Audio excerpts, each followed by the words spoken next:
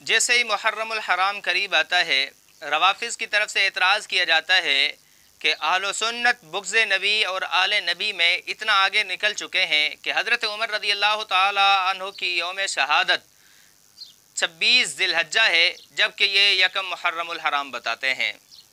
याद रखें, इस एतराज़ की हकीकत तो कोई नहीं है, लेकिन अहले सुन्नत अवाम की तशफ़ी के लिए इसको वाज़े करना चाहता हूँ कि जितने भी शख्सियात हैं, उन शख्सियात की तारीख़ विलादत या तारीख़ वफ़ात के अंदर इख्तिलाफ़ उनकी ज़ाती ज़िंदगी पर असरानंदाज नहीं होती, और ना ही उनसे मोहब्बत करने वालों के मज़हब पर यह चीज़ असरानंदाज होती है।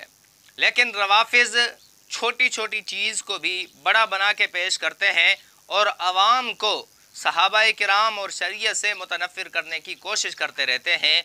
उन कोशिशों में से एक कोशिश ये भी है, जहाँ तक बात है हज़रत फ़ारूक आज़म रज़ियल्लाहु ताला अन्हु की तारीख़ शहादत की, तो यकीनन अहले सुन्नत कुतुब के अंदर इख्तिलाफ़ मौजूद है। 3 या 4 किस्म के कौल मिलते हैं, 26 ज़िलहज्जा का, 27 ज़िलहज्जा का और 23 ज़िलहज्जा का और यकम मुहर्रमुल हराम का कौल मिलता है। आपके सामने मैं चंद हवाले रखता हूँ, उसके बाद इस पर तबसरा करते हैं। सबसे पहले आपके सामने किताब है तारीख़ मदीना दमिश्क, जिसके जिल्द नंबर 14 और सफ़ा नंबर 191 पर मौजूद है।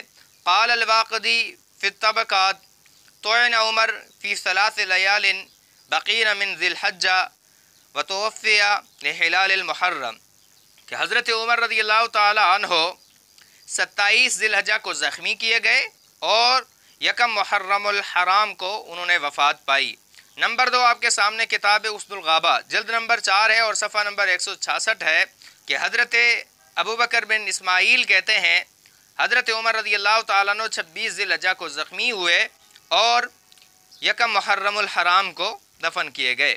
नंबर 3 अल-बिदाया, जल्द नंबर 7 और सफ़ा नंबर 134 है। हर 2 कौल नकल किए, एक कौल 27 ज़िलहज्जा का नकल किया कि उमर ज़ख्मी हुए, और दूसरा कौल नकल किया कि 26 ज़िलहज्जा को, और फरमाया वल कौल लुल अव्वल हुवल अशहर, कि पहला कौल जो है वो ज़्यादा मशहूर है। तारीख़ तबरी, जिल्द नंबर 2 सफ़ा नंबर 561 है कि हज़रत उमर 26 ज़िलहज्जा को ज़ख्मी हुए और यकम मुहर्रमुल हराम को दफन हुए। अब ये चंद रिवायात पढ़ी हैं जिसके अंदर 26 का कौल भी आ गया, इस तरह साथ साथ 27 का कौल भी आ गया, साथ यकम मुहर्रमुल हराम का कौल भी आ गया। और अहले सुन्नत का नहज ये है कि जब रिवायात का इख्तिलाफ हो तो उनमें सबसे पहले तत्बीक देने की कोशिश करते हैं, अगर मुमकिन हो, जमा करना मुमकिन हो। तो यहाँ पर देखते हैं हम रिवायात का इख्तिलाफ है, 27 का जिक्र भी है और 26 का जिक्र भी है, यकम मुहर्रमुल हराम का जिक्र भी है। अब इस बात पर तो सबका इत्तिफाक है, चाहे वो अहले तशय्यो हों या अहले तसन्नुन हो, कि हज़रत उमर जिस दिन ज़ख्मी हुए उस दिन उनकी वफ़ात नहीं हुई, बल्कि वो कुछ दिन ज़िंदा रहे, उसके बाद उनकी रेलत हुई है। अब बाज़ ने 3 दिन ज़िक्र किए, बाज़ ने 4 दिन ज़िक्र किए। अब इन तमाम रिवायात को अगर मिलाया जाए तो बात आसान हो जाती है, किसी किस्म का इख्तिलाफ बचता ही नहीं है। किस तरह कि देखें, अगर 26 को ज़ख्मी हुए या 27 को ज़ख्मी हुए, जो बकाया दिन ज़िंदा रहे वो जाके पहुँचते हैं मुहर्रमुल हराम की पहली तारीख़ तक, और पहली तारीख़ को हज़रत उमर रज़ियल्लाहु ताला अन्हु की वफ़ात हुई है।